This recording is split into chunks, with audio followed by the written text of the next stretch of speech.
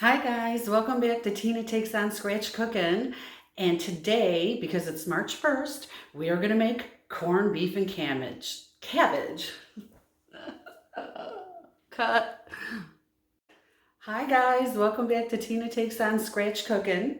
Today, because it's March 1st, and that means St. Patty's Day is coming up, one of my favorite holidays, we're taking on corned beef and cabbage. And I guarantee you this is a better recipe that when you Google it online and you see that recipe that comes up with 1,300 views, this is better and it's just as simple. Here we go. This is what we need to start out with.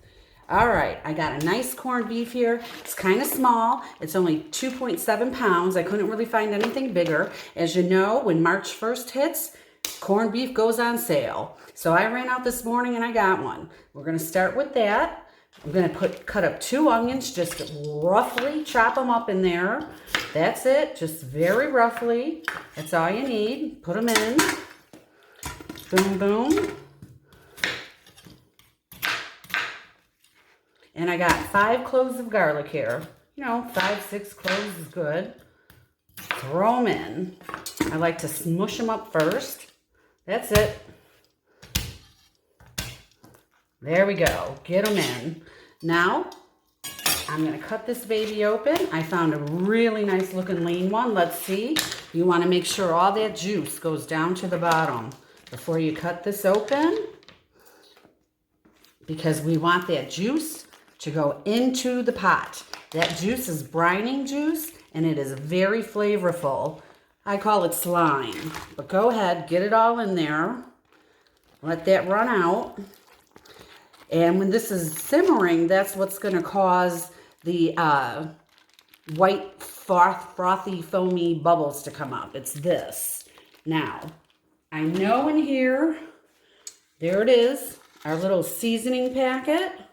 You're going to want to use that as well. So let's rinse that off so I can touch it. Okay, let's cut that open. We're going to put that in there as well. Dump. And then, if you watched my pickling video, you'll know that I have a pickling seasoning that I like to use. And so I'm just going to shake out about another tablespoon full of that in there, because that's what's really going to infuse into the meat and makes this delicious. So I'm going to fill this up with water right now. You can see in the pot, that's what we got going. Fill this up with water, and I'm going to get it on the stove. I'll be right back.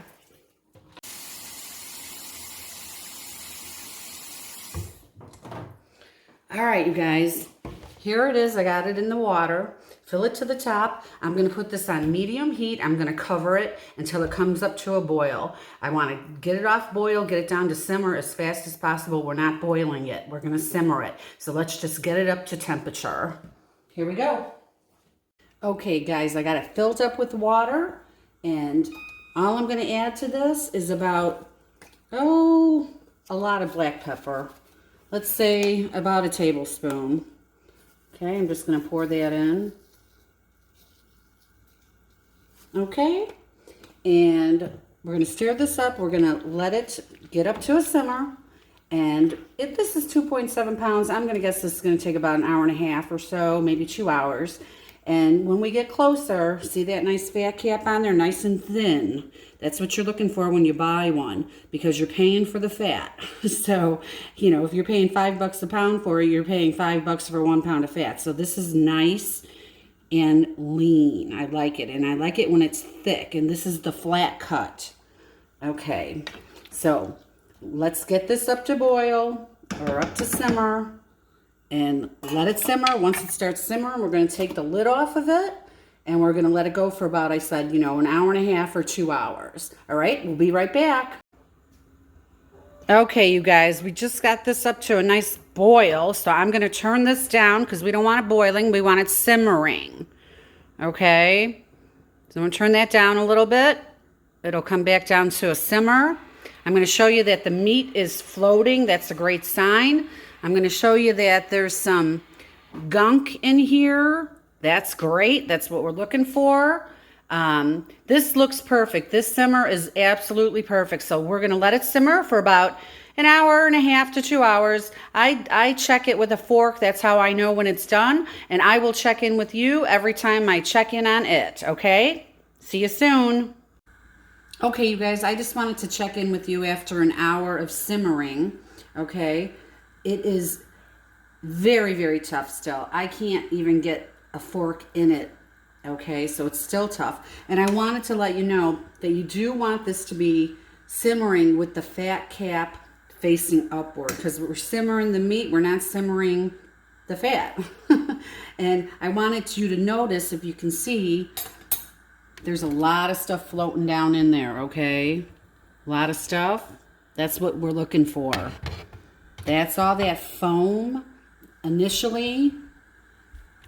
That is flavor. It's all flavor in there. So right now we're an hour deep, and it's as tough as nails. So we're gonna let this go for another hour, and I'll check back in with you then. Okay, guys, we're getting ready. I found these super cute little baby potatoes. So I'm just gonna use these little guys. They're gonna cook up really fast. And they are adorable. So I'm going to go ahead and drop them in right now. These are going to take about 15 minutes to cook. So they are in. In about 10 minutes, I'll put our carrots in. The carrots are super tiny. Look at this little tiny carrot. Like, wow. So I have about, my hands hold about 1 cup. And that could be onions, carrots, celery, whatever it is. So I got about 1.5 cups here. You can put 2 cups in. And I got a very small little cabbage. And I wanted to show you how to work with the cabbage here. So you're going to just take off the top layer. And this is the important part here. The stem part here, you can see where I scored it just a little bit. You want to cut through that. And the reason why is because it's going to hold the 4 wedges together. Okay, you want to make sure you have a really sharp knife. So you can see through there that core goes almost all the way through, right? So you're going to go right through that again. Okay, see? Now our little wedges aren't going to fall apart when we put them in the hot water. Perfect. This is perfect. Give it a few minutes and we'll let the potatoes boil and be on our way. Okay, guys, we're getting really close, and there's something I want to show you, because I promised I'd tell you when it's done, okay? We're getting close. See when the little end pieces start to fray like this? That's when you know we're getting really close. Now this is the small end of this beef, so, and I know it's only 3 pounds, but okay. So let's check this side. Here we go. This is how we know when it's, woo! Don't do that. Okay. There we go. So we got it coming apart here. That's what we want to see. That's exactly what we want to see. That's how we know that the corned beef is done. This one,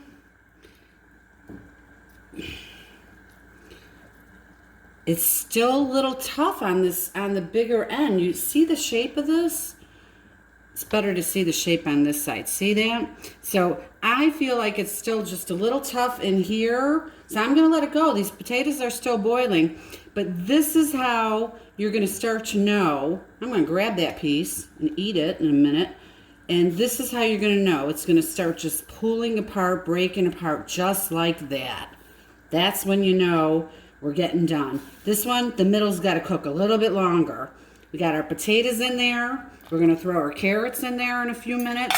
And then the final cabbage. So see here? It's just pulling apart. That's when you know. But the whole cut has to be this way. Okay? Looks good, doesn't it? Smells even better. See you in a few minutes. Oh my God, it tastes delicious. It's incredible. Okay, guys, my potatoes are getting soft here. You can see. You can stick them with a fork, so I'm going to go ahead and add my carrots in. And our corned beef is almost there. Okay, let me get that under good so we don't make another splash. Here we go. Look at this. This is done. This is what you want to see. I can get the fork right in there. We're going in the deep end here. Look at it. It's pulling apart. Can you see that? That's what you want. You want that. Flexibility. You can just, it's falling apart. That's what we're looking for. So I'm going to go ahead and take this out now. I just put my carrots in. Put this on a cutting board over here. And I'm going to let the potatoes go for a little bit longer. These carrots are really super tiny. So I'm going to go ahead, because our potatoes are getting nice and soft. And I really like overcooked potatoes. So I'm going to let them keep going even longer. But because the carrots are so tiny, I'm going to go ahead and put the cabbage in right now as well. I think they'll cook right at about the same time. And you guys, you got to remember something. When you're adding something, even though I've had this out of the refrigerator for an hour and a half, I've had the carrots out for an hour and a half, it's still going to drop the temperature of our water. So our water is going to have to still come back up to temperature again. I'm only going to cook the cabbage till like al dente, just al dente. I don't like it mushy, so we're not going to cook that very long at all. And if you had huge carrots, I would have put them in earlier because they would take probably just as long as the potatoes will. Okay. But our carrots today are super tiny. So by the time this is done, in 15 minutes, my potatoes are going to be the soft texture that I like them. And the carrots and the cabbage is going to be perfect, I think. So I'll see you in just a minute. We're going to let this beautiful roast rest. Going to let that rest up for 15 minutes, just like you would a filet mignon. Perfect. Hey guys, all right, the cabbage has been in here about maybe 10 minutes, 15 at the most. I have just prepared a lasagna tray here with about a half a stick of butter. And what we're going to do is we're going to pull this stuff out of here. I'm going to drain it off just a little bit. Everything's done. The carrots are soft, the potatoes are soft. Oops, come back here. Drain it off, drop it in. Now you can use a colander for this. I do have one sitting here. Maybe it'll make it just a little bit faster. Not sure.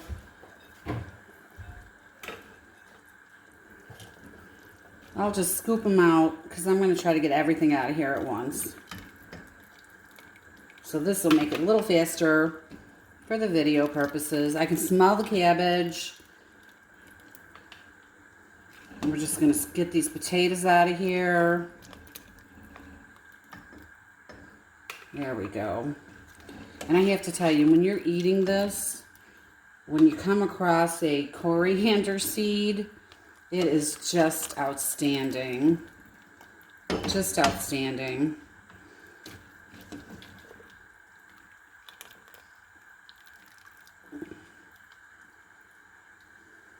Okay. Dig it all out of there. Woo! Go ahead and turn off the stove. Okay. I use one of these slotted spoons because it does catch a lot of the, what I call gunk. Get the gunk out. It's still inevitably going to be in there, and that's okay.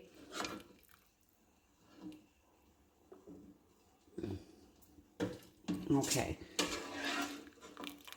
Almost done. There, look at how tiny these potatoes are. It's so crazy.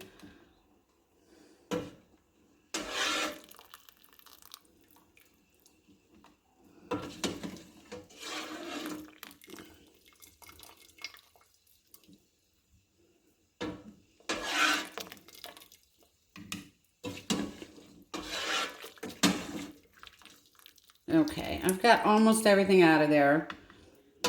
I'll come back and get it later. Look at that little baby tater. Okay, good enough for now. So I'm going to set that down. I'm letting that drain. Let it drain. And then we can just pour that right into our lasagna tray that has the butter in it. Okay, pour it in. And I'm mostly just looking to get those potatoes out of there because I'd like to kind of keep my cabbage at one end if possible. Okay. There we go. Get the cabbage out, carrots out. Done. So you're just going to mix that around a little bit. Let's see if I can trade places here.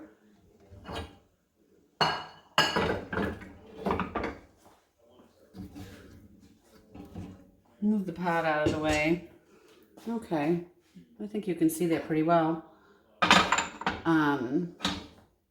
Yeah, this is good. So I'm just going to mix this around. I want to get that butter melted over everything.